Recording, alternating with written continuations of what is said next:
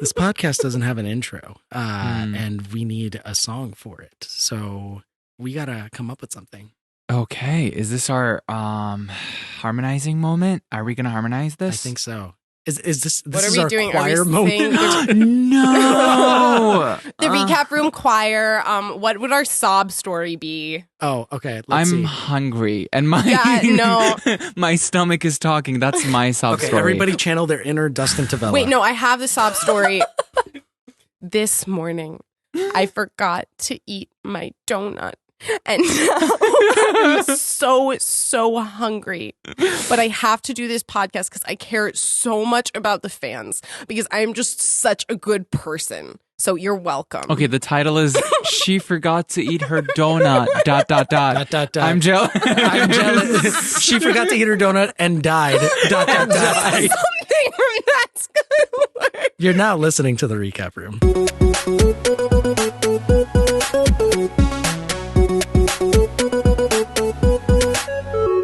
Hey everyone, welcome to the Recap Room, the podcast that brings you the inside scoop and hot takes on our favorite shows. We got a couple of different people here in the office today. To my left, we have Olivia. Hello. Hello. We also have Arda here with us today. Yellow. And Jessica. Hello. We're part of Talent Recap, if this wasn't obvious enough. But I feel like people just think that it's an automated robot that makes all of our videos. But here we have an actual team behind the whole thing. So I guess let's just talk about what we do, right? Yeah. Okay. Cool. Hi guys, I'm Olivia. I'm a video editor at Talent Recap. Ooh. Woo! Yeah. Is it my turn? Yes. Okay. Hey guys, I'm Arda. I design the thumbnails and then I do the occasional little branding stuff from time to time here at Talent Recap. Hello. I'm Jessica, and I am the COO here at Talent Recap. I do all the operational stuff. And she gets the snacks. They're really good snacks. Amazing one. I love the snack. And hello, everyone. I'm Julian. I'm a video editor here at Talent Recap, and I also do other things. Cool. That's one way of saying it. Okay. Like magic. Magic. Wow. Cool. So this week, we're going to be talking about the first week of AGT Season 18. How does everyone feel about it? Everyone excited? No? I am excited. I am excited. Period. Period. It is your birthday. Period.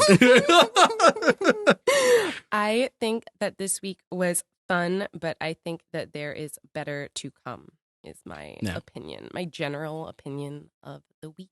I think I'm going to love hearing what happened this week because I haven't studied my homework and I trust my teammates to catch me up. Yeah, pretty much the same.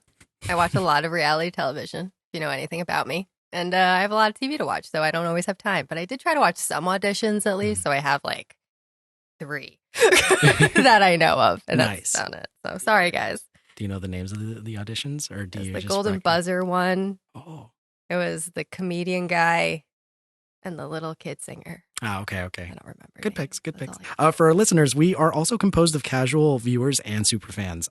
So some of the people that are here right now, some of them do know about some of the acts and some of them don't. But that is okay because, it is totally cool. Thank you for making me feel better, Julian. I appreciate it. Oh, absolutely. No, but that's fine. I mean, it's okay if you didn't see the show because, normally I don't really watch the show, but but that is okay because I still like the show anyways.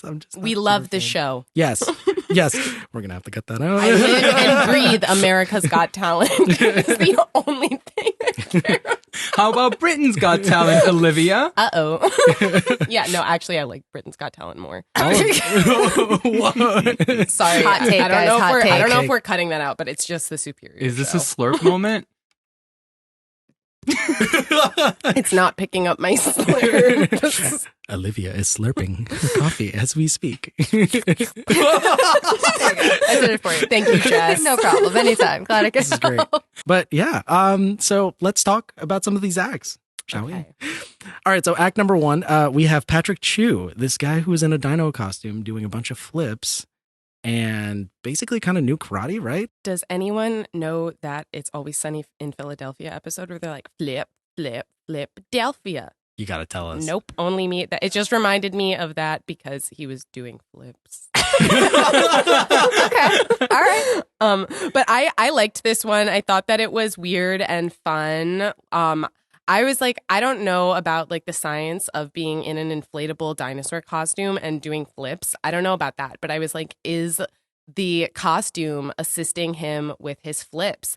And then I went onto his Instagram and I found out that because I was like, ooh, is there going to be more than one costume? No, there is one costume, one dino costume. So I'm like, are there secrets in the dino costume? It's also one of those moments where it's like you don't know what to expect once you see a guy with a dinosaur costume walking in, because like it could just be one of those acts where it might be a little bit cheesy, or it might just be like a gag act, or maybe they're doing something impressive. And I think it was just clear on the judges' faces, especially Simon, where he's just like, oh God, there's a dude in a fucking dinosaur costume. What's going to happen? You know, but it was impressive, you know? Question.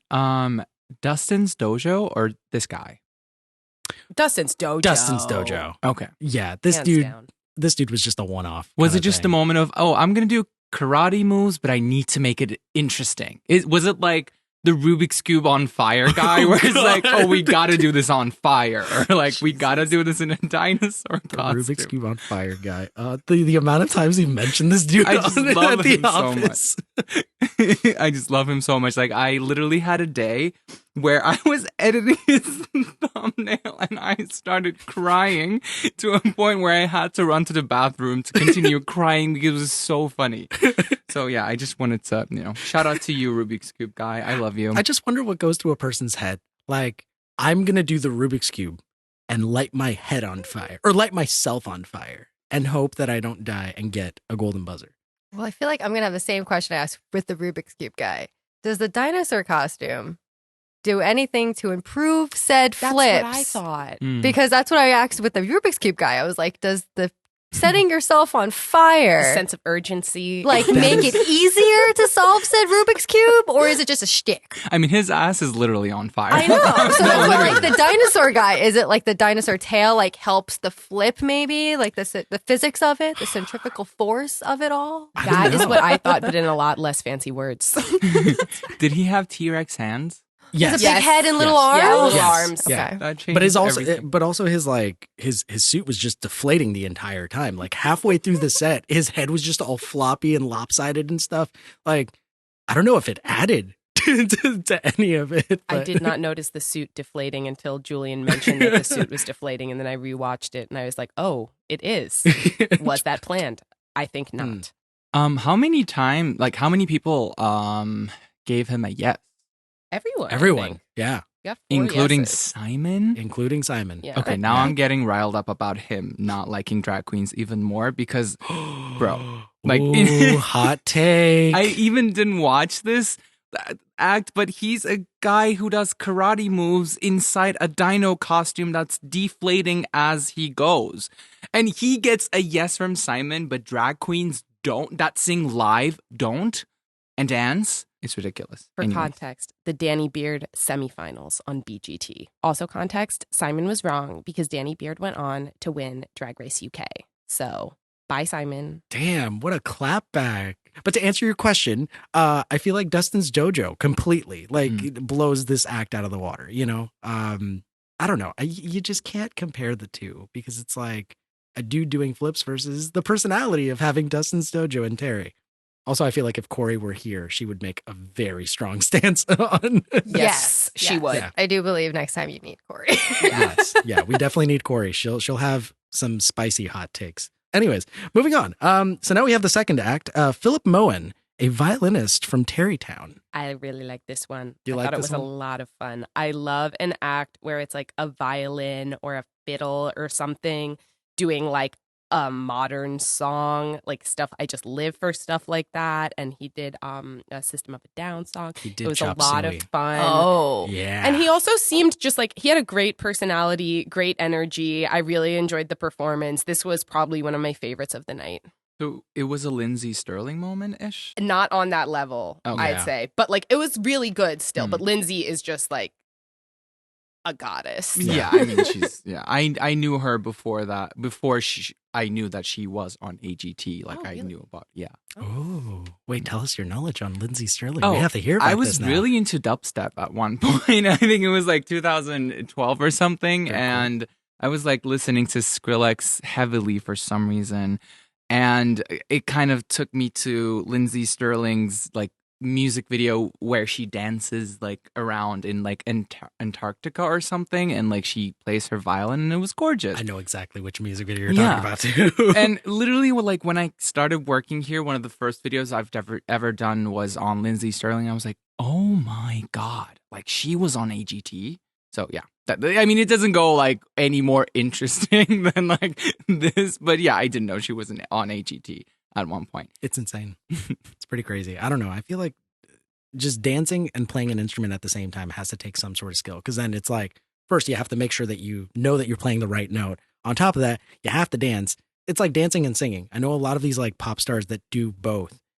How are you not out of breath and still able to kind of just respect anyone who can do that? So that's what I feel like when I see drummers that sing. Because for you to be able to drum and sing at the same time, like that gets really hard to do, because you got to like, you're doing a lot, keeping the beat in your brain, but then also like you need to, it seems because it's two different beats. Yeah. So what you're drumming is not always, you have to have like impeccable rhythm. Yeah. Oh yeah. And then just being able to just multitasking, it's difficult. Shout out to Anderson .Paak. Yes. But yeah, this dude was just amazing. I mean, playing chop suey on the violin, and also it seemed like there were some really nice moments with him and his family and stuff. Yeah, he was very likable. He was very sweet, and he was really talented. So like that's like, you know, the trifecta of like cool AGT contestants. I really liked him. I hope he gets far. Is he like an actual talent that just like applied to AGT, or is it more like, oh, they found him? And you know, like there's been more and more like increasingly these types of things happening. I'm just curious, is it like genuinely somebody who does their thing and like does play the violin, or is it just like somebody that already has an audience? And you know, I will say I did look him up because I was just on the AGT Instagram after the episode and stuff, and he has like a decent following. It's not like millions, but like he has a decent following already, but like not like, I don't know how to say it. Like, you know, it's like sometimes you'll go and it's like, oh, this person is like a famous professional. Like he's like, you know, like a guy who like probably had like a couple videos blow up and stuff and then just continue to make them. But like he does have a following, but it's not like the thing where it's like, oh, I don't think he's done a ton of like professional stuff before. So.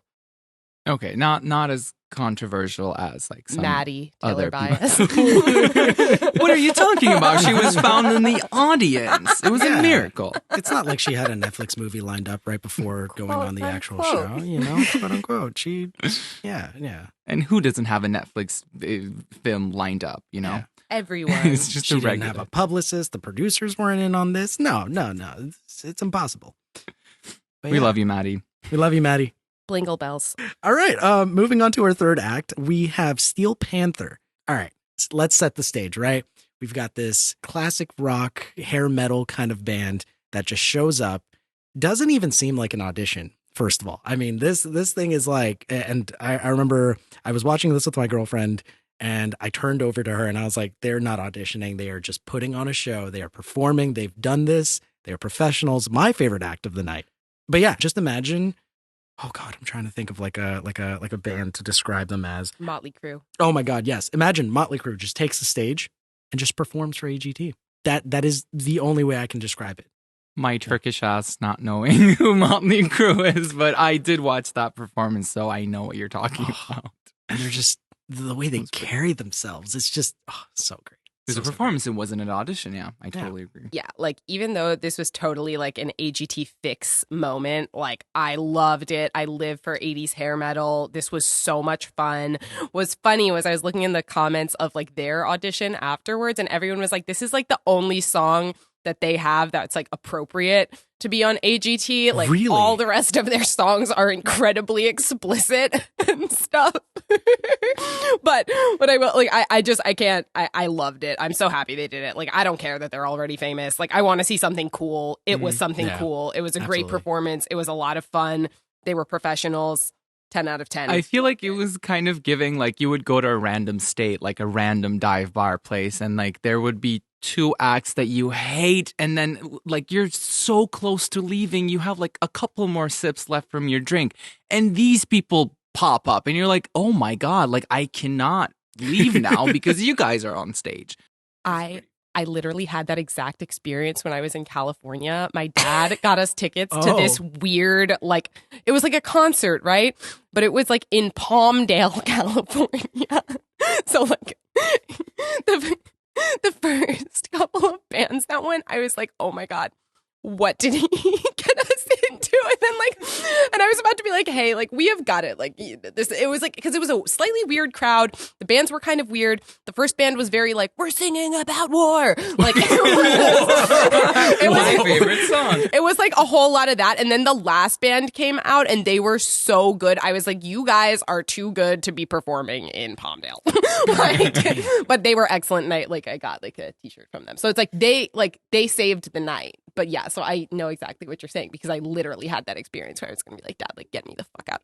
They were them. Get me out of here. No, you can I can curse? Yeah, Okay. I feel like we've been all cursing like since the beginning. Yeah. Now. Okay, Slay. But yeah, this band, 10 out of 10. Mm-hmm. So did they move on? They did move. 4 yeses. 4 yes. Mhm. Okay. But I feel like it's one of those. Oh, what were you going to say? No, I think we're about to say the same thing. I don't know if they're like, you know, with the new AGT, it's like they say yes to so many, and then it's like maybe like half or a third of those are actually in the semifinals. I don't know if they're going to go to the semifinals because I think they were kind of just trying to like get a new like audience and stuff. So I don't know if we'll see them again. I would like to. I don't care that they're already famous. Yeah. But I don't know if they're going to actually come back. But they did get 4 yeses. Okay.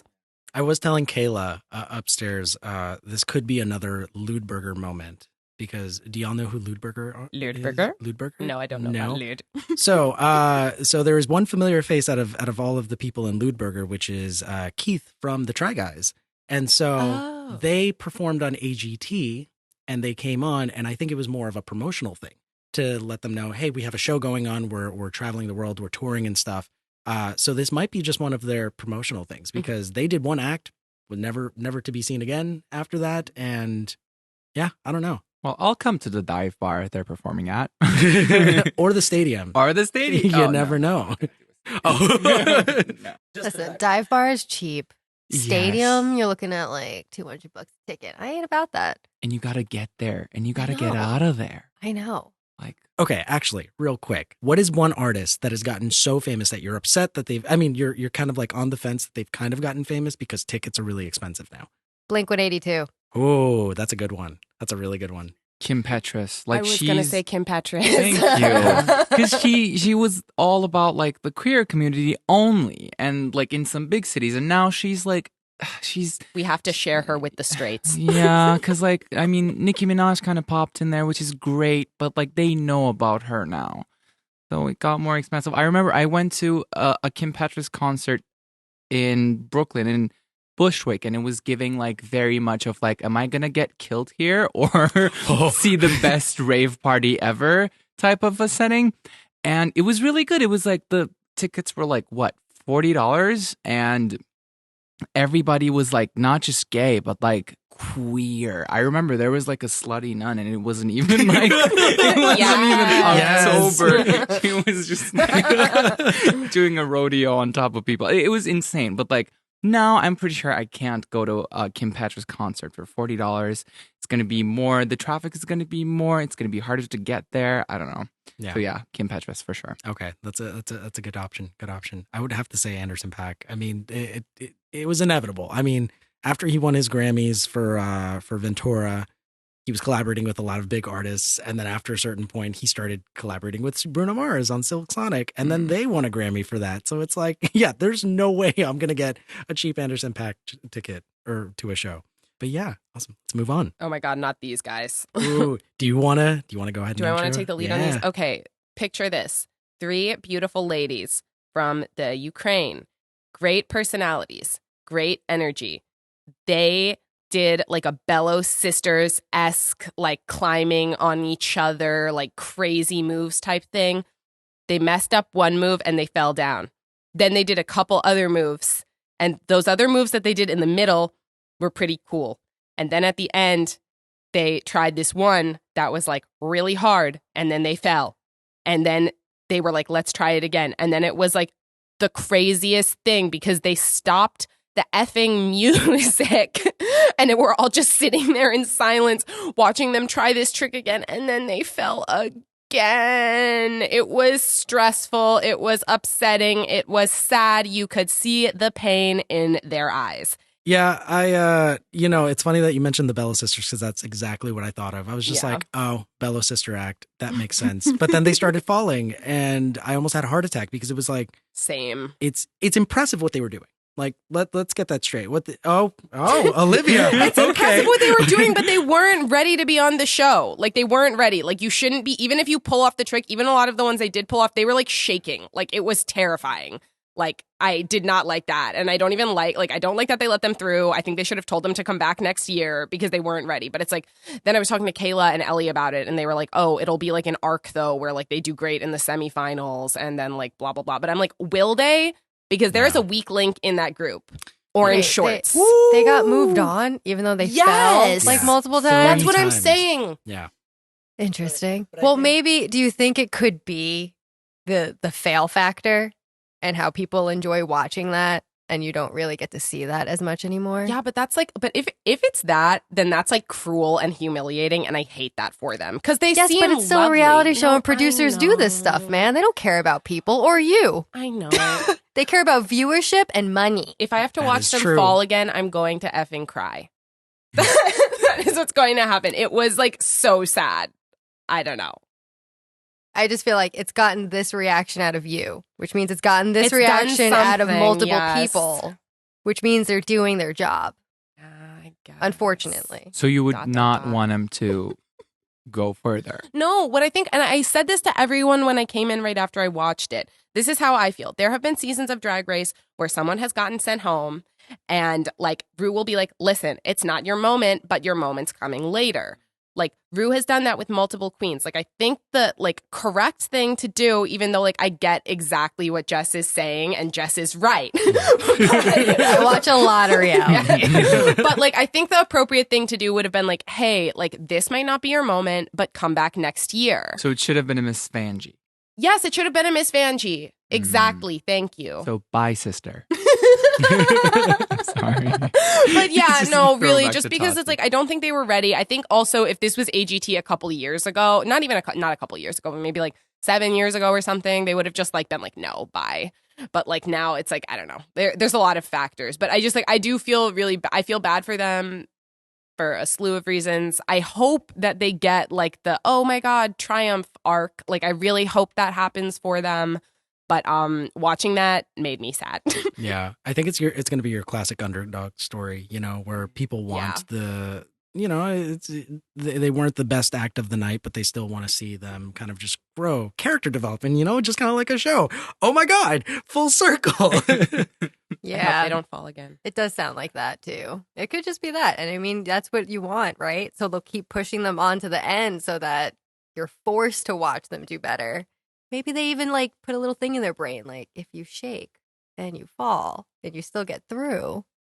I was gonna ask you, then like producer maybe as you keep going, like they'll just get better and better, and then Is it possible that this was kind of fabricated? Another Maddie Taylor bias moment. To me, it seemed real because those girls were not happy about falling. Like the girl in the blue pants, her face after they fell. She was not only upset, she was pissed at orange shorts. Yeah, she really did look like she was. Not the complimentary color. Okay, art school. You know what I'm talking about. Shut up. You're both art school. Yeah, exactly. So actually, all four of us. Holy crap. Wait a second. Period. Could we talk about that? Should we talk about that? Is it relevant or, It might be our little 10-minute. It might make it to the cut to like our little 10-minute moment. Oh, yeah. Yeah. Of like, we're going to talk about random stuff before starting to AGT, maybe? That's true. That is true. Yeah.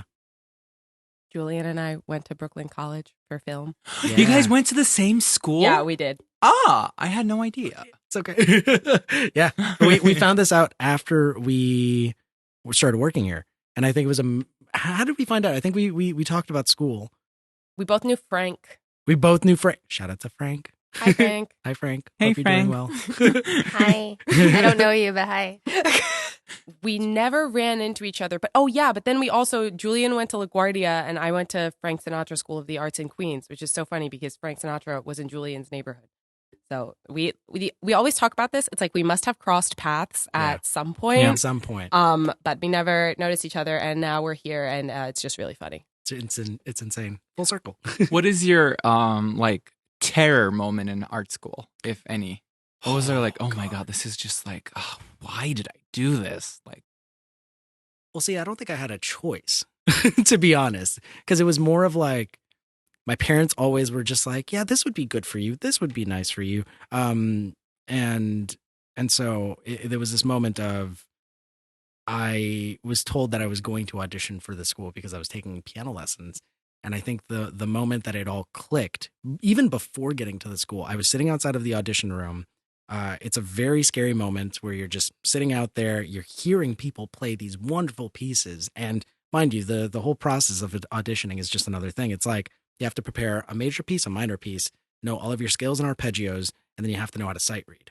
And so sight reading. For the viewers for the listeners who don't know what sight reading is, basically imagine they put a sheet of music in front of you without even knowing what the song is, and they just tell you, go ahead, play. Imagine learning how to just read a book. You're learning how to read for the first time, and then they put something in a completely different language in front of you, and they're like, go ahead, try and your the best. alphabet is also Do it. different too, like not just And it's so but yeah, the terrifying moment was when I was hearing somebody play Revolutionary by Chopin on the other side of the door, and it's this wonderful, like, extravagant piece. Just imagine just like someone who's like a virtuoso at their instrument play, and the kid right next to me is like, oh, so what are you going to be playing? And I'm like, I'm going to be playing For Release. And they're like, that's like the 13th time they've heard that. And mind you, it's an easy piece. And so I was shitting bricks, to say the least. I got in, don't know how I got in, and everything felt like a competition, and it was great. And there were a bunch of famous people, and we all felt worthless. So that was great. How was your sight reading? Terrible. I had to play On Top of Old Smoky, and it was a great piece, and I didn't realize what I was playing until like 2 or 3 bars in, and I was like, dun, dun, dun, dun, dun. I was like, oh, it's On Top of Old Smoky. And yeah, I'm going to be honest. I don't know how I got into this. I really don't. But that's a good moment of like, you know what what your sight reading is. Like, you know the song that you're sight reading. Because like, if you don't know the song, then it's just way harder because you have to trust the paper. So you can't trust your ear because you don't know what's coming next. And I think that's the hard part, because it's like, I would love to just kind of like trust what I'm going with. But unless I just have to have that skill in order to know, and then just, yeah. Also, anyways. I'm so sorry. I just have to, because like Olivia and Jess are just like looking at each other and like, what the fuck are these two nerds talking? Well, like Olivia's just like dancing, and I'm just like, okay, that's fair. I'll just chill here. Anyways, I guess that's a wrap on sight reading. Yeah. But yeah, what were your scary art school moments? Like, let's see. College, that like probably one of my like least favorite things I ever did in college in film school was I AD'd this one dude's thesis, and like he was just like not at all prepared, and like no one on his crew took me seriously because they were all seniors and I was a junior, and like I felt like I knew what I was doing, but no one would listen to me. So we shot for 4 days, every day, wrapped minimum 4 hours late because no one would listen to me. So that was a super fun blast. I was sleep deprived. I was exhausted, and no one even said thank you to me until months later for all of my hard work. Don't you just love it? So that was my least favorite. I hated doing that. But like all I can say, if I'm going to do like a learning lesson moment, was the learning lesson that I learned was that like, especially as a lady, when you're working on projects, like you really need to advocate for yourself and make people take you seriously, because they won't. Yes. So, full circle moment, whatever, because then I worked on a bunch of other projects and they were great and I did a great job because I am great. but I did have to like go through a major struggle to like get there because like that was a nightmare. So that was my moment. Yes, empowering. We love that. I feel like, if you decide to do something that you're passionate about, you have to fight with people who are also doing things that they are passionate about. And I feel like the things that we hate about the world just become multiplied in these kinds of industries because it's like, I don't know, everybody's like working with their guts a little bit. But that's a great lesson, I guess, for like, because you've been utilizing that lesson in your life too. And that's awesome. But it sucks that you had to like have that to be like, oh, I gotta, fend for myself. I gotta advocate for myself all the time because that is tiring. Yes. Don't you just love it when 10-hour days slowly turn into 14-hour days? Yes. My favorite. So great. God. All right, cool. Arnett, Jazz. Do you have yours ready? Well, I went to school for fine arts, so mine was slightly different. And we were all insane. And when I say we were all insane, I mean all of us were on some sort of antidepressant at some point throughout the 4 years we were in college. Sounds like our so there was a lot. I don't know. Yeah, I guess critiques were honestly the worst part for me for a really long time because I know it is with most art fields. So whether it's filmmaking or whatever it is, you have to be a narcissist you have to be a narcissist in order to succeed within that art field because you need to love your work, love yourself, and promote the fuck out of yourself. And I think I've always noticed with fine art specifically that you could be like you can not have a lot of talent, but if you can talk yourself up, you'll get the most shows. And that's what pisses me off the most about the art world is that like you can have the best talent, but if you're too quiet, it doesn't balance out. It is so true. Yeah, and I think that's what in critiques for me, I never valued or I never was confident in my own art. And I would always compare myself to everyone else. And my friends specifically were great. And I felt like they were 10 times better than me. So that would make me feel worse about it. And it wasn't until a certain point at the end, finally in my senior year, that I was like, actually, you know what? I am good and I can do this. And that's when the mindset started to shift. But yeah, I think being able to discover that and then overcome that was really hard. Yeah, I don't know. I feel like that was probably the worst. But there are a lot of stories. I mean, I broke down a lot. I cried a lot. Same. I stayed up a lot of nights. Lots of crying and sleep deprivation. Yeah, it was a lot. But I mean, it was fun. I miss it. I think I was the most creative when I was around other artists and it helped me. But yeah, I don't know. I feel like you gotta push through the cringe to get like that sense of confidence or like, oh, this is my work and it's great thing to do because it's such a cringy concept to like advocate that hard for yourself. But some people, and I mean, I've seen it with fine artists. When I worked at the museum and I met specific artists, some of my friends back then, they were so about themselves that they couldn't sell you anything. Yeah. Like they could shit on the floor and be like, this is amazing work. And some gallery would be like, yeah, no, we believe you. And I'm like, what? What the fuck are you talking about? Like, you're the worst person ever, but that's cool. Okay, fine. That's great. Meanwhile, me, I'm like, I think I do good, but I can't, you can't throw me in a gallery and I can get a show. Like, that's not going to happen because I can't talk myself up to a point of like, look at how great I did. Look at all this great work. This is the medium. This is this, whatever. And yeah, it won't work. I feel like there's like a fine line though, because you can talk yourself up and still be confident in that sort of sense without being too overly cocky and lose that like humbleness, because I feel like it has to go hand in hand, right? Yeah, I think that's what fine art differs from, because I think with a lot of fine artists in particular, they're all assholes. What a fun crowd to be around. I learned a very going into the art world, I was like, oh, this is what I deal with? I don't know. I'm good. I'm out. And I think that's what a lot of people realize. Because I think with your guys, having that semblance of humbleness helps. Yeah. Because you want to like people to watch your movie or you want people to watch your films or whatever it is that you're doing to feel so like there's more there versus I feel like I don't know, when someone creates something, a conceptual art piece, it's like, well, if you don't get it, then I don't fucking give a shit because I'm in this museum and it doesn't matter, does it? Like, you want to spend thousands of dollars on my stupid print because, I don't know, I got it in this museum and it doesn't actually matter and you don't actually understand the meaning behind it. But, like, I just made it pretty. I don't know.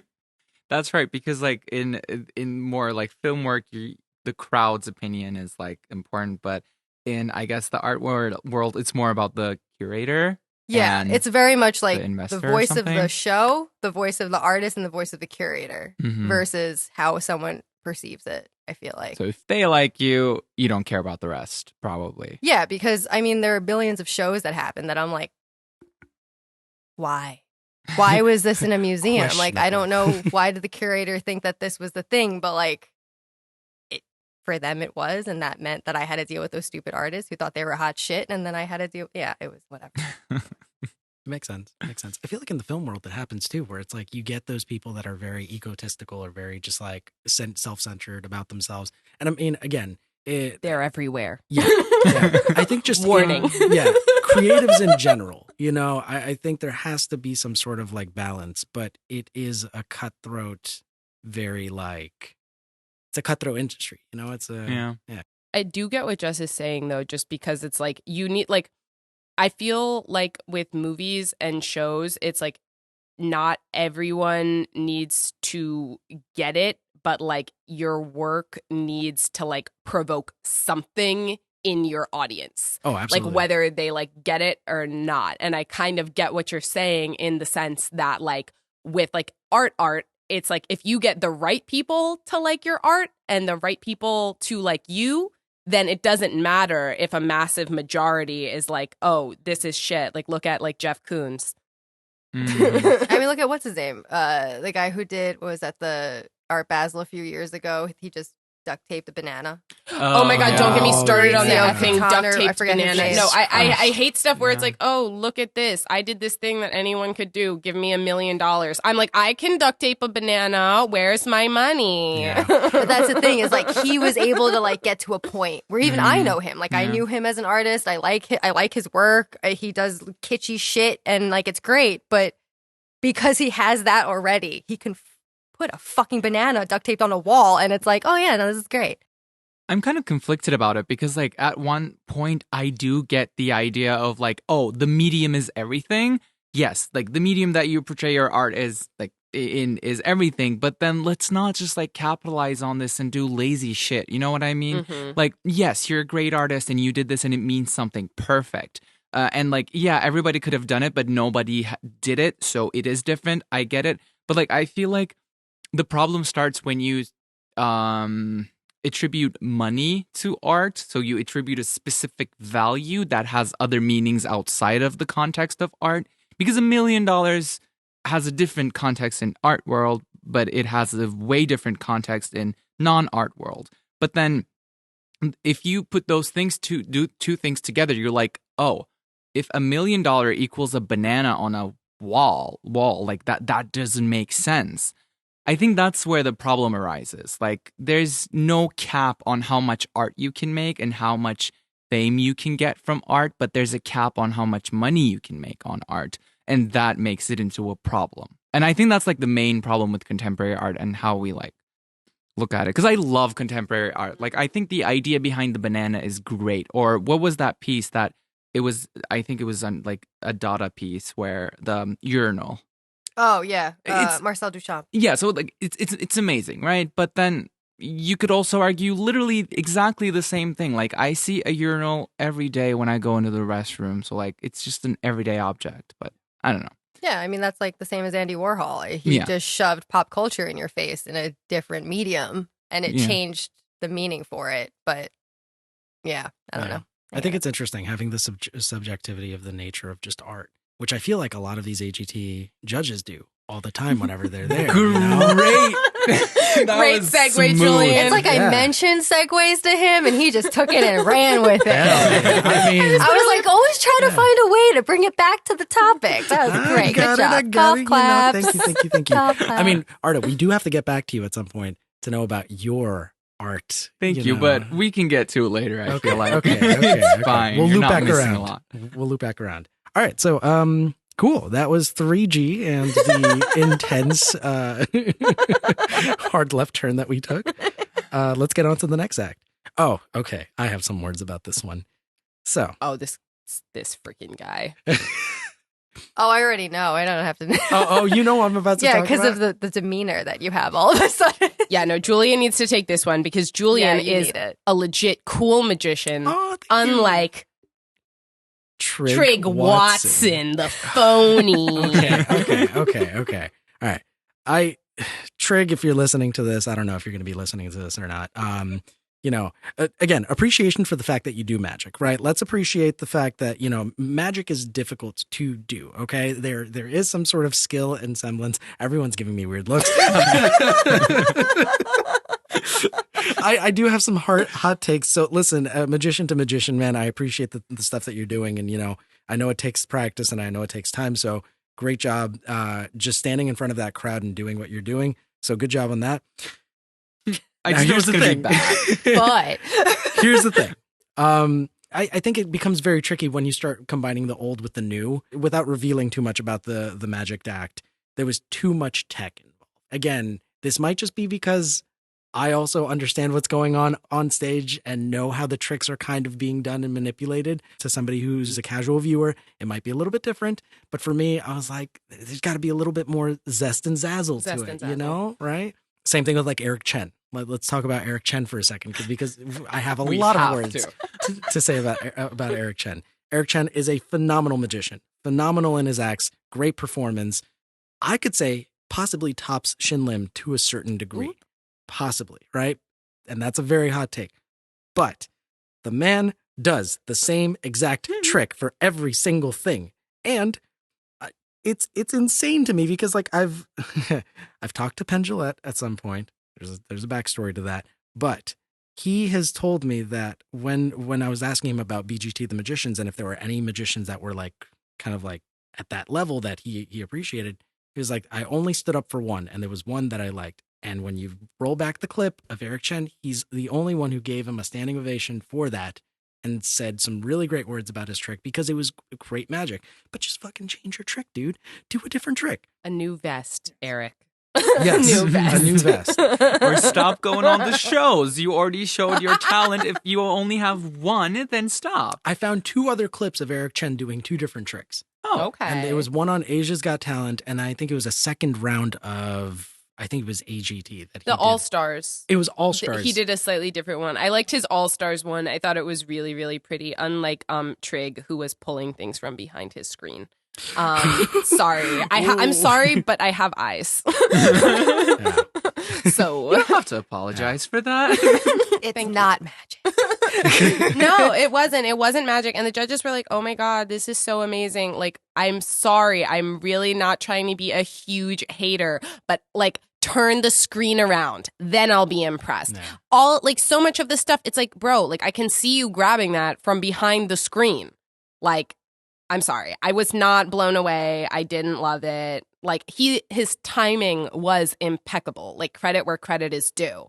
Like it was a well-timed act, but it wasn't magic to me. I didn't feel the magic.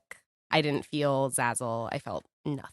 Was it like, because like my favorite magician act is Sacred Rihanna, spoilers. But I just love her. It's not because of the magic, it's because of the magic that she portrays on the stage rather than the act itself. Was it something like that where it's like, oh, the magic is like, there's not much happening, but then, like it's cool that it's techie or stuff, because I might get with that, honestly. This guy's no Sacred Rihanna. I also love Sacred Rihanna. Sacred Rihanna, like what she does is creepy and cool and crazy and like makes you feel strange afterwards. This guy, it was like, what was it? Like it was like a TikTok. He was like scrolling through TikTok on a big screen and then like pulling things out of the screen. Like that's it. The one thing that is impressive is that certain things would come out of the screen as well and would appear in real life. So it looked more like when you analyze it, you would think it's probably a hologram of some sort, because you imagine the screen being like this, and then things are coming out of the screen right here. He's not grabbing it quite yet, but you're seeing it right there. So it makes me think either it was Oh. part of the producers doing something or it was some sort of hologram. But again, he's part of tech, so maybe Yeah. he knows some sort of thing that just, But I don't know. Yeah. What was that guy on YouTube? He went really big on YouTube, and now he's doing TikToks. This guy that you think like he's in a room, for example, and then he grabs the coffee, and then it just like becomes into another thing. Like dimensions change, the places that he is in change. TikTok. Oh, wait, is it like data moshing? Do you know what I'm talking about? Yeah, but it doesn't get pixelated at all. So he got really big on YouTube. Zach King. Yes, Zach King. Zach King. Yes, Okay, thank you. yes. I Do y'all described know that Zach King? horribly. No. You guys know Zach King. So- I'm sorry. So I don't Zach know King him.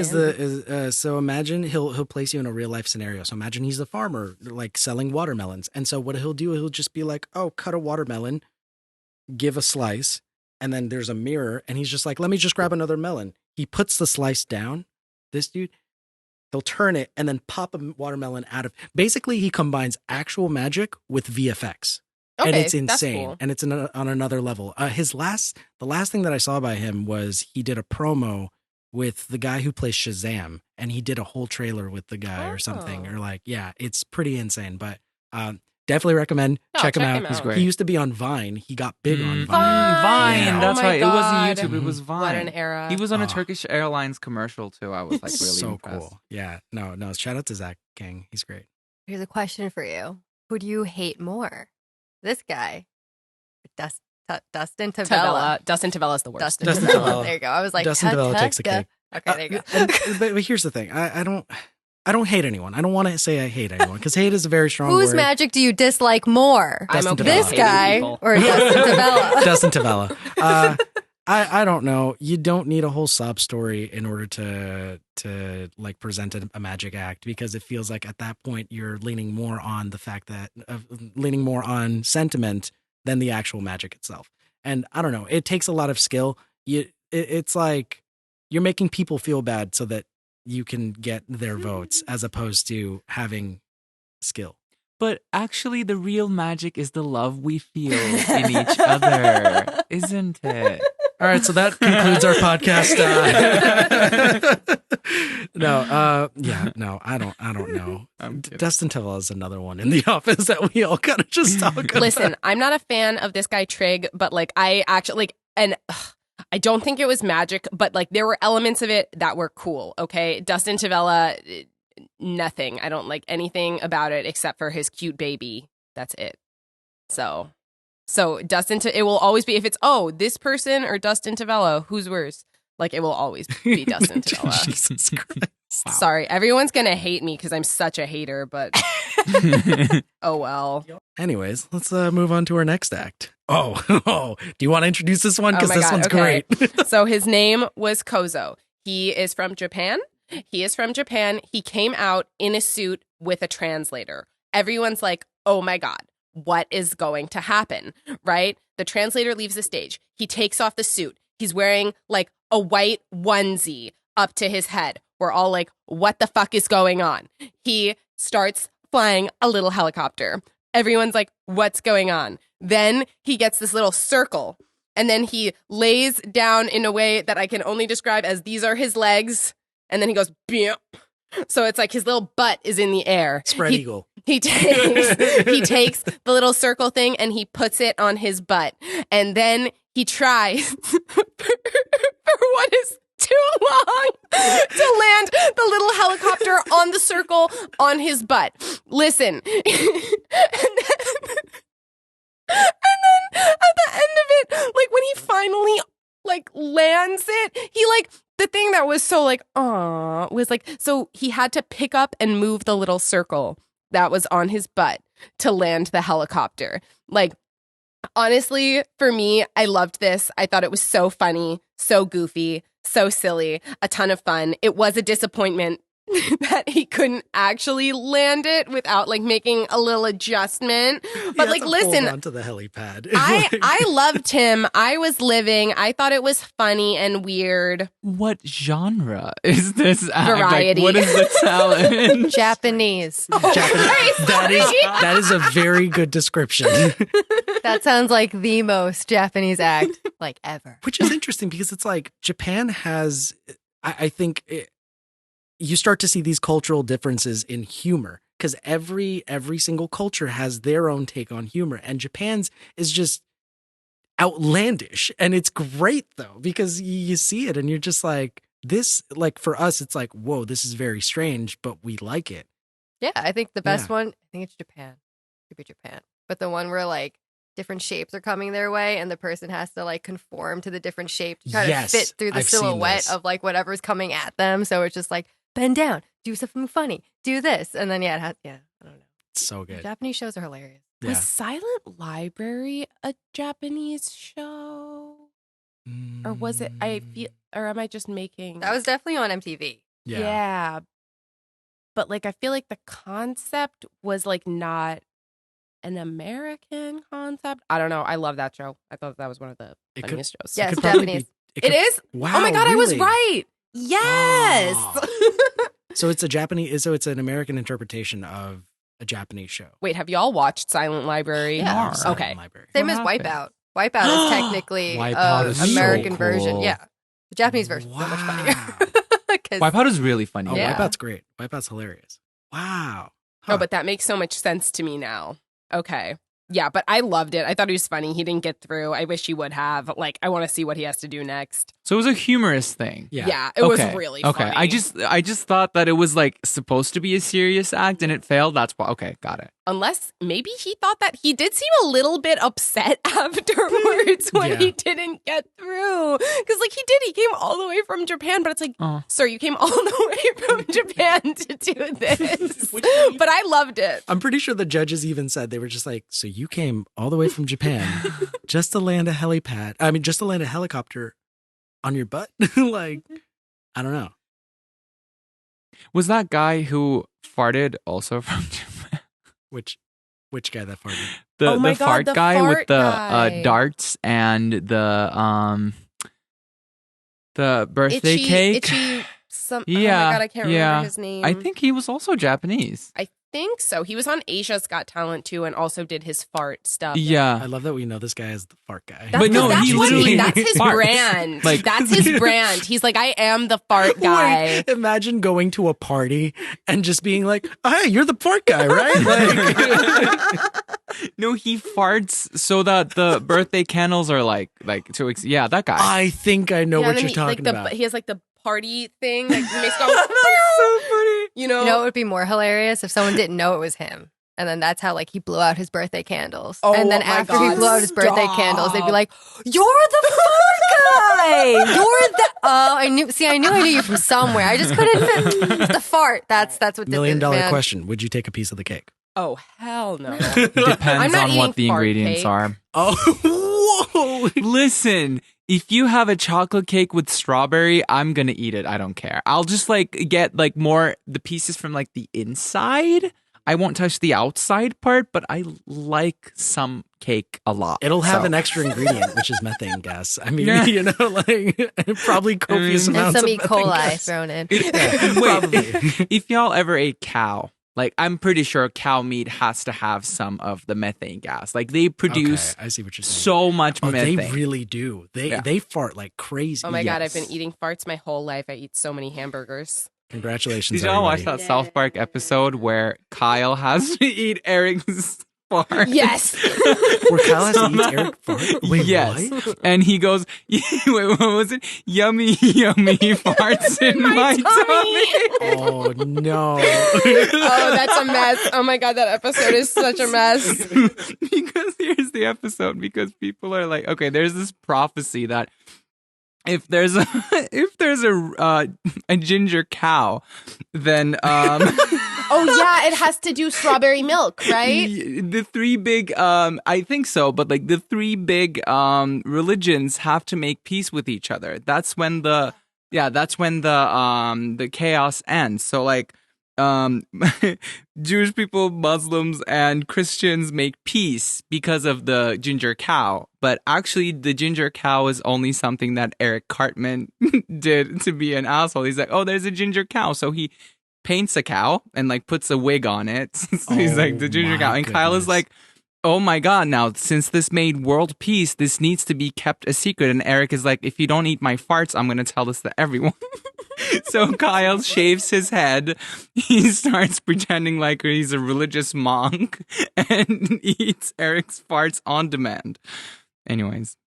Oh my God. That was poor the South Kyle. Park. I just really wonder what that writer's room must have looked like for Trey Parker and Matt Stone. Just I know like, there's a lot of smoke in there. Yeah, Oh, no, yeah. those Oh, guys are on some absolutely. drugs. Oh yeah. okay, so guys, we need a ginger cow, and we're gonna end religious wars through this one thing, and it's just an elaborate prank. It was a good episode, You know.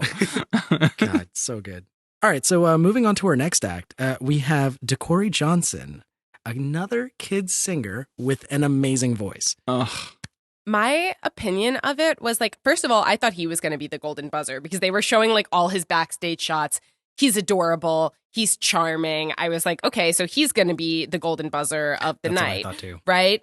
But like he came out and like, I don't know if he was like just a little nervous, but I felt, and I feel like a lot of people felt this way too, that like, cause he sang with a track and then afterwards Simon was like, oh, can you just give us a little bit of that song a cappella? The a cappella was like infinitely better than when he sang with the track. So like, I don't know if the track was just like holding him back or if it was like too loud and it wasn't mixed right or anything. But like when he sang with the track, I was like, oh, he's cute and this is pretty good, right? And like the kid is so freaking cute. It's like you kind of have to like him. But when he sang without the track, I was like, oh, okay, he actually has like some serious chops here. Like I just at first I was a little like I was a smidgen underwhelmed, but like I think he was either just nervous or like something weird with the track or something because he sounded a million times better a cappella. But he was adorable. Like, so cute. I just don't like child singers. My dad feels that way. My dad all. hates when kids sing. Unless they sing opera, because like that is really impressive. Like, how do you have this tiny little body and you can produce opera sounds? Like, you don't have a lot of body space to vibrate those sounds anyway. So like, it's really impressive. So Simon's BGT Golden Buzzer, I don't remember the kid's name, but he was really good. For example. Malachi. Yes, and he Oh, was yeah, singing Malachi's opera. Like, No, I Malachi think was it was crazy just good. so good. But if you're not singing opera, I'm just like, go to a karaoke place for like your birthday party. It's just Ice cold, Arda. Ice cold. I'm not a big fan of children in general. Okay, well, I mean, it's fair. I kind of agree. I watched that audition. I was like, oh, okay. You did good, but it's just another kid singing on the screen. Congrats. expect this one to be in one of our Amazing Kid Singers compilation coming soon. Is there a specific kid singer from the shows that you're just like, oh, why? Why? I just, whenever I'm doing, like, honestly, if it's not a golden buzzer or something, whenever I'm doing a child thumbnail video, You watch I just, it on mute. I just watch it on mute. God. Yeah, I'm not even kidding. It's like 100% serious. I think she sees my screen. That's why she No, said I just it. know you. Headphones off. You're like watching the child, but you're listening to To like Donatella Yeah, by Lady exactly. Gaga or something. I love how I always seem to find someone in my life who hates children. You hate 'Cause children too? I don't as much, but my other podcast mate from my Uh-huh. own podcast hates children, and he makes that very clear on every time we talk on our pod. He's just like, no, absolutely. What's their name? I don't fucking care. He's a child. He's a baby. I don't fucking give a shit. Exactly. But yeah, I get it. It's fine. I get it. I thought about this. I think it's like me knowing how cruel children can be when I was little. I think that's why I don't find them cute, because like I was a victim of bullying. So I'm like, you guys are little bully machines. So I don't care if you cry on that stage. Oh, I found one. Oh my God. Oh, yes. okay. Here Yes. we go. Since I said bullying, my brain kind of did something. There was these two kids on, I think it was on BGT. Oh, They Oh had my a God, no, I rap know who song it is. about You bullying. Bars and Melody. You hate Bars and Melody. I love Bars and Melody. I think they're so It was freaking just- cute, but I also like I mean, kids. I love the content that they produced because it was so out of body cringe that it was funny. It does give me kind of cringy moment. There's a follow I up like act. their audition. Wasn't there another audition of them as grown ups? They came. Yeah, back I think for they came back to something, right? BGT All Stars. Oh yeah, Or I do remember BGT that. I Champions. do remember seeing that. But Mhm. correct me if I'm wrong. Were they kind of tatted up or I something? think so. I don't remember. Because I remember seeing an act of kids, and then they come back and they're all tatted up, and I was like, "What is happening here?" Like it was a shift. It was a complete shift. But I have to agree with you, Arda. Bars and Thank Melody you. is one of those acts where you're just like, "Oh yeah, it's endearing," but then after watching it 5 or 6 times, you're just like, "Jesus Christ, please stop!" Wait, Like, it's Bars and Melody? Bars and Melody. Yeah, Oh my god! Because That just made it like 100 yeah. times that worse. just made it so Because much like worse. the more cringy kid stands for the bars, and then the kid that actually can sing a little bit stands for the melody. Like honestly, my advice for the kid that can sing: just get as far away from your from your bars. brother as much as you can, because They were like brothers, you're they were not that friends. bad. Find a new melody and find a new bars. Go off and find someone else to be a Period. pair with you. Bars and Melody, if you're listening, I am a fan. So you have one fan in this podcast. And in the entire world. Oh my Oh god! my goodness. You Damn. Shots are fired. Okay, so we're starting to figure it out now. Arda has Bars and Melody. Don't expose mine. Okay. Don't worry. Olivia doesn't hate any child singers or, artists. Do you have a... Oh my god. Honestly, none of them stick out. So that's good. So all... That's a great hating So- moment. So Equality like there's for not all a the kids. specific one child. They're just like, you're just another child who sings. So you just hate them all. Is what you're saying. Congratulations. I just feel like I'm gonna get canceled if I say mine. I can't say Okay, it. okay, I can't yeah, say yeah. it. I'm gonna lose my mind. We'll cut it. I'll tell you after. Well, we'll talk about it after. Okay. We'll talk about it after. Let us know if you actually want to know, guys. Let us know in the comments. And then please don't cancel Olivia. Yeah. Wait, that's the only thing. If we tell you, don't cancel her. Thank you. Okay, cool. Anyways, moving on. Let's get on to the next act. Shadow Ace, the shadow artist. Arda, go ahead. No, I've done a thumbnail because we Mhm. did He was an the early early release. release. Yeah, like it was so funny. It was just really funny. The fact that the shadow artist kind of like, okay, this is a little bit of a spoiler, but I loved that the fingers were getting ready. Like they were Yes. shaving. The fingers were shaving their yes. legs to go and perform as a stripper. It was just so funny and such a great detail. I loved it. It had humor. It's a cool party trick made into an AGT act. I wouldn't have given my yes because I'm just I'm a horrible person. I'm just, Wait. a rough critique. Wait, so you critique. liked the act, but Yes. you wouldn't give it a yes? Because at the end of the day, it's not gonna win the show. Like that's not gonna happen. So then why would I give? Why would I give a yes? Oh my my god, God. you are such a hater. I feel like Arda needs to be on this judging panel. Arda is the like- new Simon. Yeah, Simon. no, definitely. It's just like, well, that was great, but it's not win-worthy. It doesn't have the star quality. No, you don't get it, but bye. But you know what's funny? I feel like that'd be so Bye. misleading because Arda, your personality does not give Simon at all. But then when it comes to your critique, you fully embody Simon Cowell. Yeah, thank you. Arda's more of a Simon than you may think. But I loved it. And let me tell you the thing that I loved so much about this cute little man was he went on there and he was like, yeah, I want to get to Beyonce. He literally they were like, oh, who's like your favorite celebrity or whatever? And he was like, Beyonce. He's like, I heard the Mayas got to perform with Beyonce. I want to perform with Beyonce. That's why I'm here. And that was so cute. He's like, I don't care about any of you. Heidi, Sophia, bye. I am a Beehive member. I'm trying to perform with Beyonce. That is why I'm here. And I lived for that. And I thought his act was super cute. I get it. Maybe I won't win, but it was cute and it was fun and it was different. Like I've never seen anyone do something like that. And like he got the skills with the hands, like switching it from like, ooh, girl, boy to like just girl with hair. Like, I don't know. I thought it was cute. I thought it was different. I thought it was fun. And he is adorable. I loved it. I agree with everything you said. Don't look at me like that. He probably got what he needed. He got the exposure. Now he can go on the Renaissance tour. He's good. I wish that for him. I wish that for you, Shadow Ace. I hope you get to meet Beyonce. Me too. We hope so. Yeah. Shadow Ace was great. Shadow Ace was phenomenal.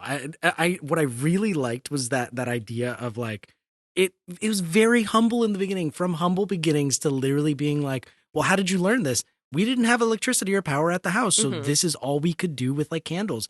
And like I know it's not supposed to be like a tear jerking moment, but it does get like kind of warm your heart. And it's just like, damn, like, how could you not say no to that? But also it's also impressive. I can't even do it. Like, I don't know. I liked it. I thought it was great. But yeah. Did you see that one, Jess?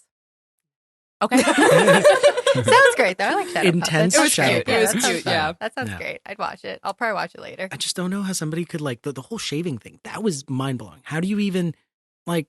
I could do. Maybe you tape it to your finger. Oh, probably Tape maybe use something? props. Because like there was a whole mirror thing and everything. We're all trying to do shadow puppets now. I'm trying not to throw up gang signs. I made a dog of some Oh, sort. nice. And then this could be its little tongue. Aw, that's kind of cute. That's cool. Hello. It's just this. What is this? Wow. I don't know, a mouth. I A don't mouth. know.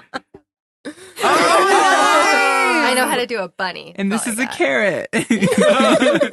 Or anyway. What? This is a bird, right? Like this is a bird. It looks like- yeah. Right? Oh, that's Okay. And cute. this is a wolf.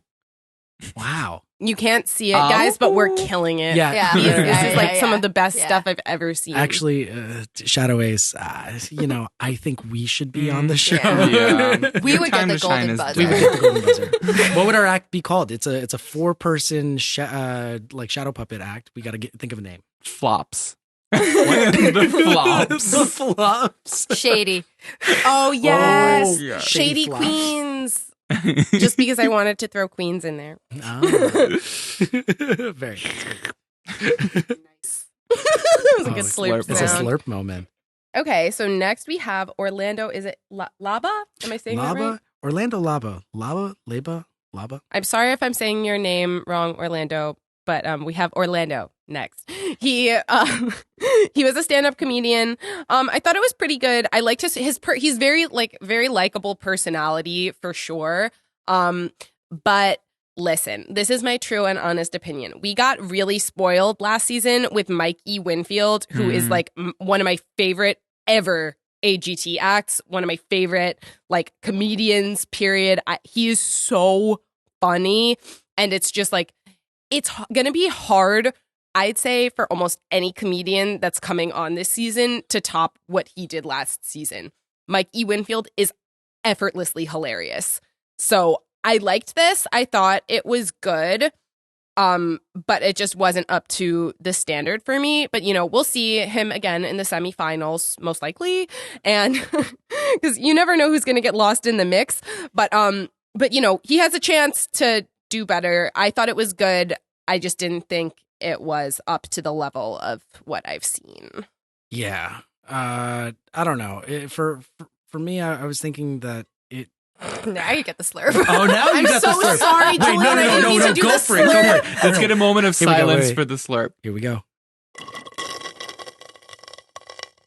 Now that's a slurp. Slurp. That's a slurp. Can we literally Yes. use this every episode? have to. This is We so have to. good. All right, that's the moment. I'm We just sorry, need Julian. to. No. By all means, no. That was a phenomenal slurp. Do not even worry. Yeah, but with the stand-up comedian, it's funny in my notes. So I was taking notes while watching the episode, and I had a lot to say for everybody. And the only thing I said for this one, in parentheses, I put, eh. But I don't know. He gave me like a mix of Fluffy and Carlos Mencia vibes, but if it was deadpan and toned down, and it just, for me, some of the jokes didn't land. It was just like something needed to be a little bit more punchier. And I agree completely, Olivia. We've been completely spoiled with a lot of stand-up comedians. Mikey Winfield was phenomenal. I keep going back to Preacher Lawson. Preacher Lawson is one of my favorites, and like his jokes are funny. He's very enthusiastic. He has this demeanor, and I felt like this stand-up comedian was lacking a little bit, but he was still put through. So we'll see. I watched this one. I don't like stand-up comedy. Like at all? Like at all. What's your hot what take about on like it? What about Bianca? Bianca does a lot of stand-up, but like she's a queen, so I know it's different. There are certain people that like. Honestly, if you're queer, I tend to like you a little bit more. I don't know why. I think that is completely fair and right? valid. Yeah, but for the most part, yeah, no, I can't do stand-up comedy. And I watched this and I had the same face I normally would, where I'm just like, okay, I guess that was funny because other people laughed.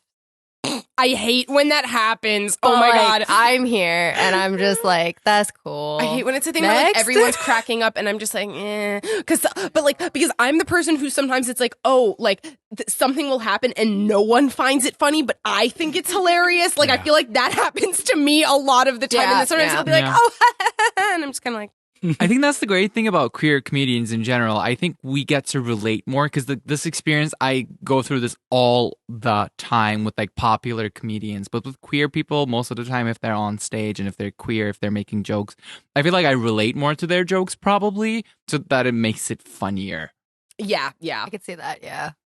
But Preacher Lawson, by the way, I just looked like he's so funny. He's really funny. No, he is. He's He's so hilarious. him on BGT. I don't know if you watched it. The but BGT it's Champions, really, the champions, right? the Yeah. champions one. Oh my! It's the one where he rips his shirt at some point at the end. No, Yeah, and then he's like talking about how he like, listen, I really like Darcy Lynn, but I also love how he like he's like always like so self-deprecating about the fact that he's like, I lost to a 12-year-old and a goddamn puppet. Then he should do something with Jeff Dunham. Oh my He God. should. So funny. I love Jeff. But yeah, I don't know. I love that for him. I love self-deprecating humor. I think Preacher Lawson is so funny. But yeah, so this guy just has a lot to to live up to and stuff with some of the comedians we've had in the past. But we'll see in the semifinal. Yeah, I mean it's tough competition. Yes. There's a lot of the bar has been set very high, and I also think maybe this is an exciting moment to see him grow as a comedian. He might surprise us in the next one. So I think that's a cool thing. But yeah. And now we are on to our last act of the night, the Mzansi Youth Choir. I just don't want to make a thumbnail for them. Guys, please don't put them in the front of your list. You're gonna have to make like 10. Oh, these are the golden buzzer. Simon cried at this one. God, They're going to be in everything. I've already made some for them. That's right. All right, let's think of 5 titles. All right. All golden buzzers for AGT season 18. Simon Cowell crying? Exclamation point? Question mark? The new audience golden buzzer? Question mark? Okay, straight up, I'm just going to get right into it. The audience golden buzzer was an effing cop-out.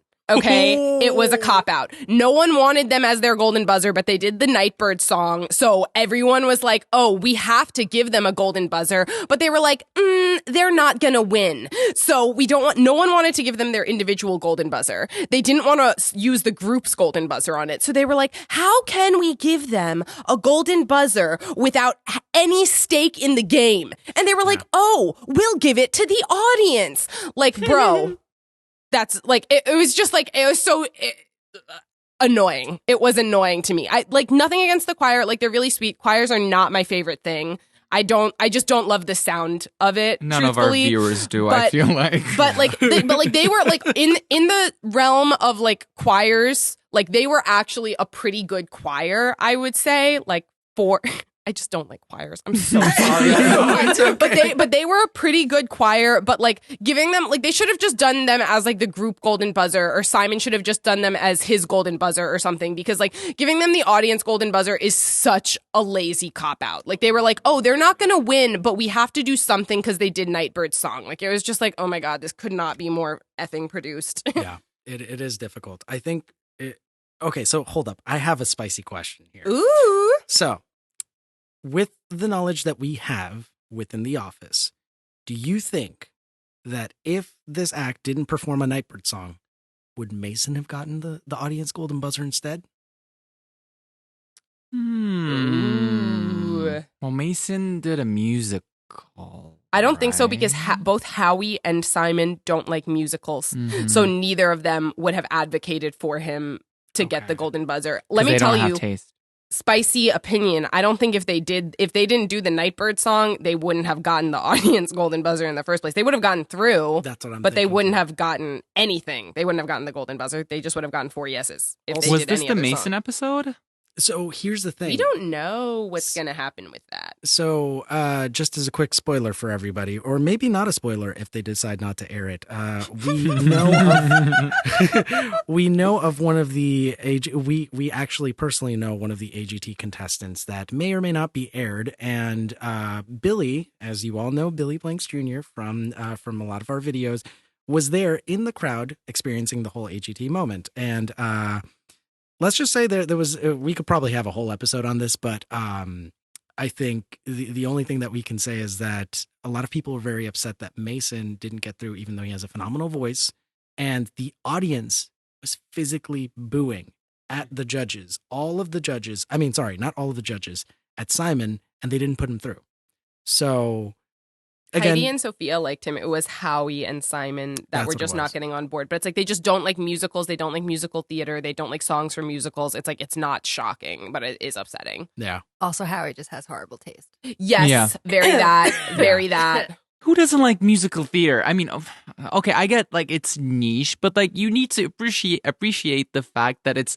I'm sorry, there's a superiority, opera, and then goes musical theater, and then goes pop. So if you're gonna like pop, you have to like musical Yeah. theater. Like, no, because it's way harder to do musical theater than it is to do pop. I'm sorry. Arda, if you want to get angry, watch the Tori Vagassi audition on AGT. Does anyone else here know what I'm No. talking about? No.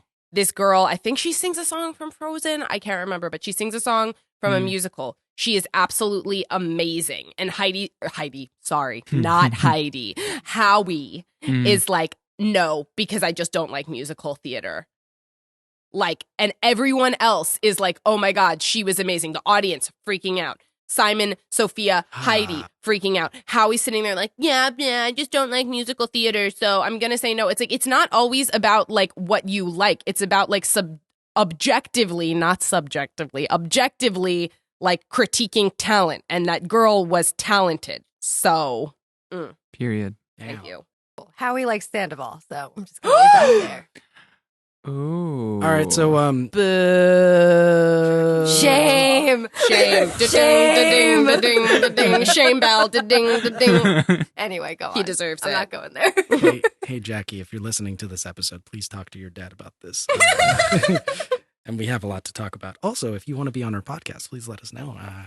That would be cute. That'd be great. That'd be a moment. Real quick, we did mention Vanderpump. I feel like Jessica, you gotta plug in your. Yeah, I was like, I can't tell everyone about Vanderpump. That's literally Jess's job. Yeah. So if y'all love Vanderpump Rules, Housewives, anything related to reality TV, please check out Jess's podcast. Jess, would you like to plug it in, please? Sure, yeah. I have a podcast called The Real Housemates of New York where we cover all things Bravo. So right now we're doing the reunion for New Jersey, Summer House, the new season of Atlanta, and yes, of course, Vanderpump Rules, because this is Bravo.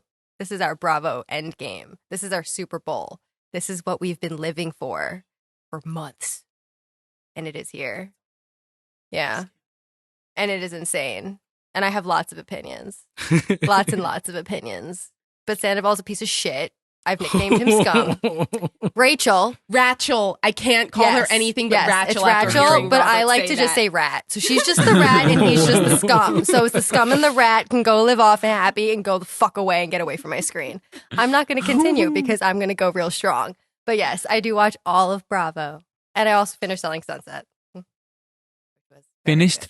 Like it ends? I finished this last season. Okay. There's So, going to be yeah, a new season. yeah. Okay. But yeah, that was enjoyable. And now I'm waiting to start the Ultimatum queer one. Oh, yeah. That's on my list for We this were all weekend. going to watch that together. We've all got to coordinate. Yeah. I think I'm going to try this weekend. Oh, it's starting this weekend? Yeah, It's already it's out. Up. It's up on Oh. Netflix. Yeah. Mhm. Lots of people have been watching it. So going back to this golden buzzer, I'm not about choirs I really don't. I've watched so many of these choir videos while editing them, and it's just like It's just giving church. It Like, I is. don't want to do that. But I have a soft spot for the whole Nightbird situation. And like, and I will say, like, there was a moment where I was just like, as soon as I heard it, I got chills, and I was like, oh Yeah, that's fair. that was it. This is it. This is the one. They saved it for last. But I do agree. It definitely was a cop out. It just, I don't know. Question. This is my immigrant moment. What is Nightbird song? It's the one where it's like, it's okay, it's okay, it's okay.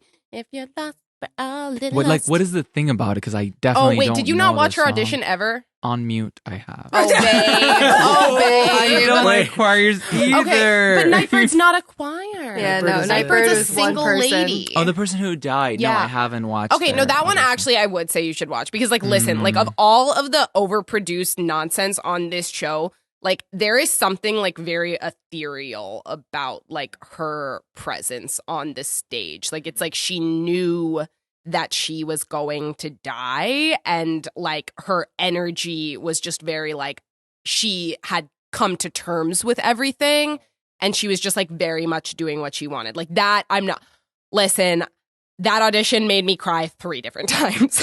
Just thinking about it, I'm like getting it's- emotional. Yeah, no, I know. Yeah. Like it was. I don't can't know. explain because there was something like more powerful than all of the overproducing on the show about that I mean, you audition. can't produce. No, death, yeah, so, because like she was literally like a person who was going to die and had come to Mhm. terms with the fact that she was going to die, and it was like very like, oh my god, yeah, I'm getting chills just talking. Now, about it. now it I get was what a- you're saying. It was a good audition. I don't cry, Mm. so I did Yeah, not yeah. cry at all. But yeah, no, it was good. And It the was song good. is actually really, it is a good song. Like, it's a beautiful song. Like, I would recommend you actually watch that one on not mute. Oh, so I didn't watch I thought you guys were mentioning the choir, so I didn't watch the lady who's about to pass Yeah, away. no, you should watch that one. That one's like Okay. it's very interesting. Like, I don't know, but I really liked her, and like, so like I do like appreciate the fact that they did a tribute to her, but it also feel like it's one of those things where it's like, like how much of this is like a tribute to her, and how much of this is like, oh, if we do this. So it's like, you know, it's hard to tell with a show that's just as produced as this one, like what the actual motivation behind using Like, that song honestly- was. But they seemed nice. I don't know. Imagine we for our choir, God forbid, but and then we're trying to pick a song. Honestly, if anybody suggested a song from like the GT series that somebody sang and passed away, nobody, like, we would be like, oh guys, let's not do this, it's gonna look bad, you know, because it is gonna, like, even though your intention is not to get some sympathy points, it's gonna look like you're trying to get sympathy points. Yeah. That's what I feel like. You need to take the emotion out of it, and I feel like Mm. all AGT is emotion. You give a Mm. sob story. The sadder your story, the further you'll get. The more inspirational the story, the further you'll get. But if you can take all of that out and just have the straight talent, Mhm. then it's like, okay, can you move forward with what Yeah. you got? But it's never that. It's like, I have this backstory that's giving me more, so I can give this to you, make you feel sorry for me. That way Mhm. you think I'm better than I am. And I'm like, I want to remove that. Yeah, And maybe it's yeah, because yeah. I'm pretty emotionless as a human, but like, just remove some of it and give me just the pure talent. That's kind of what I appreciated about Little DeCory Johnson, was that like he didn't have a sob story. Like, he came out, he was a cute kid with a good voice, period. Like, that was it. And like, probably had he had some sob story, he could have been a golden buzzer contender. But he didn't. He came out, he was talented, he's adorable. I hope he has a great career. Like, I do. Sometimes I'm just like, oh my God, just like, I don't need the sob story. And sometimes it's like they just throw like a sob moment in there. Like, even with the Mzansi Youth Choir, like, no offense, but they were like, oh, they got carjacked and then decided to help the youth. It's like, okay, like, there's your, like, they were like, we just have, just to let you know, something bad happened to us. But now everything's totally fine. And it's like, no, it's like, okay, like, I get it. Like, you got carjacked. That's really upsetting. You decide to help the youth. That's great. But it's just like, it's not super relevant to anything. So it was like they were like, here's our sob moment. You know what I'm saying? Like, You hear that, oh, Dustin I'm so Tavella? canceled. Full circle. Yeah. Well, we talked about everyone. Go us. We somehow managed We got through the Get entire through all thing. That's 10. Yeah, we amazing. got all of you it. know? We only digressed a smidge. Just a little bit. Yeah, you know? just a little bit, not like a 30-minute conversation about something. I mean, I've been holding so many things in. It's just like, because like from time to time, Julian would just like press on his phone to like show us the time, and we're like, oop, like I guess we gotta move on. But it's okay. It's okay. All right. So this was great, guys. I think this is a very successful first episode, right? Can we just say that, right? Yes, Yeah. we killed Awesome. it. Yes. Very nice. Wherever you're listening to this podcast, just, give us some love, ratings, reviews, whatever it might be. But it helps us out in the long run. And make sure to subscribe to our YouTube and follow us on all the social platforms. We're at Talent Recap. Until next time, guys. Until next time. Everyone's so quiet. I feel like I need to do this. So Yeah. until next time, guys. Thanks, Until y'all. Until next time. Until next Thanks time. for listening. Thanks for Bye. listening. Bye. Bye.